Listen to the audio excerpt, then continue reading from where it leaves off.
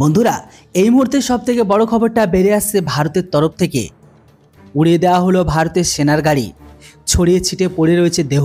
মাওবাদী হামলায় শহীদ হয়েছে ভারতের 9 জন সেনা জওয়ান। সেনা কনভয় লক্ষ্য করে ভয়ঙ্কর মাওবাদী হামলা।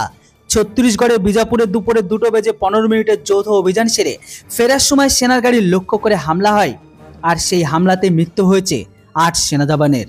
আহত হয়েছেন আরও বেশ কয়েকজন। টোটালে এখনও পর্যন্ত ভারতের 9 সেনা জওয়ান বীর গতিপ্রাপ্ত হয়েছে। তাদের সকলকে স্থানীয় হাসপাতালে ভর্তি করা হয়েছিল। পুলিশ সূত্রে জানা গিয়েছে, সোমবার বিজাপুরের কুটুর এলাকা দিয়ে কেন্দ্র বাহিনীদের একটি কনভয় যাচ্ছিল। সেই সময় জওয়ানদের গাড়িকে লক্ষ্য করে বোমা ছড়ে লুকিয়ে থাকা মাওবাদীরা এরপর আইডি ধামাকায় উড়িয়ে দেওয়া হয় সেনার গাড়ি। ছত্তিশগড়ের বিজাপুরের সেনা কনভয়ে ভয়ঙ্কর মাওবাদী হামলা, আইডি বিস্ফোরণে মৃত্যু হয়েছে এখনও পর্যন্ত 9 জন ভারতের সেনাকর্মী, আর এখনও পর্যন্ত আহত হয়েছে আরও 8 জন। হামলার প্রসঙ্গে আইজি বাস্তার সুন্দরবাস পি বলেছে যে মাওবাদী হামলায় 8 ডিআরজি জওয়ান, এমনকি দান্তেওয়াড়ার একজন চালক সহ মৃত্যু হয়েছে টোটাল 9 জন। ঘটনায় গোটা এলাকা চাঞ্চল্য সৃষ্টি করেছে।